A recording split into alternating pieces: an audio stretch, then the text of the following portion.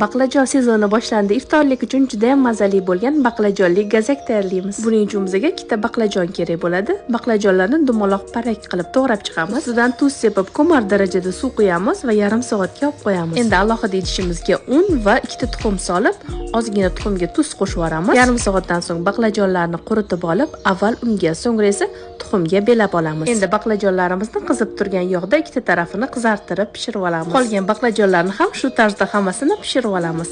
Endi ichiga nachinkasini tayyorlab olamiz. Nachinkasi uchun smetana yoki mayonez. Men smetanadan foydalandim. Ozgina tuz va mayda to'g'ralgan ukrop, maydalangan sarimsoq, piyoz qo'shib aralashtirib olamiz. Pishirib olingan baqlajon ustiga smetanali nachinkamizdan suramiz. Ustiga parak to'g'ralgan pomidor qo'yib, keyingi baqlajonimiz bilan yopamiz. Gazagimiz chetlarini mayda to'g'ralgan ukrop va kashnishga bulab olamiz. Bir zumda tayyor bo'ladigan mazali, juda mazali desam ham bo'ladi, baqlajonli gazagimiz tayyor bo'ldi.